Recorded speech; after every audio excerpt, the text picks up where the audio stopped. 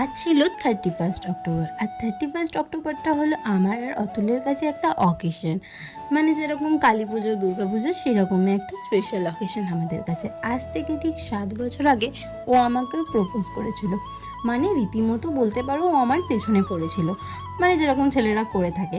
তো আমি ওকে বারবারই রিজেক্ট করে দিয়েছিলাম, কিন্তু এই 31 অক্টোবরে জানি না আমার কী মনে হয়েছিল, আমি ওকে হ্যাঁ বলেছিলাম।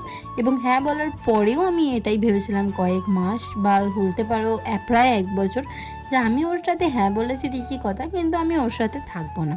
কিন্তু জানি না কিভাবে 7টা বছর চলে গেল আর 8টা বছর হতে যাবে। এইটা নিয়ে 8টা বছরে আমরা দুজনে পা দিলাম। আমরা দুজনে খুবই হ্যাপি দুজন দুজনকে পেয়ে, আর যেন এভাবেই থাকতে পারি। আর এই দিনে আমি ওর জন্য একটা খুব ছোট্ট সারপ্রাইজ নিয়েছিলাম, ওর জন্য একটা কানের নিয়েছিলাম। আর দেখতেই পাচ্ছ রিয়াকশানটা, ও কতটা খুশি। আর এরকম ছোট ছোট গিফট দিয়ে যদি কেউ এতটা খুশি হয়, আমার খুব ভালো লাগে। আর তারপর ওখান থেকে আমরা ডিনারটা সেরে নিয়েছিলাম। মাটন বিরিয়ানি অর্ডার করেছিলাম, যেটা অ্যাজ ইউজুয়াল আমি পুরোটা খেতে পারিনি আর ও খেতে পারিনি।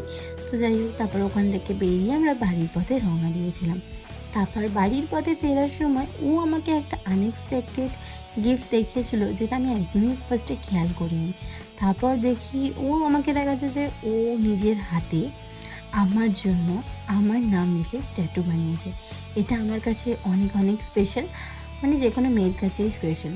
আজকে তো আমাদের দিনটা এভাবেই কাটলো। আরও এরকম ব্লগ পেতে আমাদের চ্যানেলটা অবশ্যই আপনাকে ফলো করতে হবে, ভালো লাগলে লাইক, শেয়ার, কমেন্ট করতে হবে।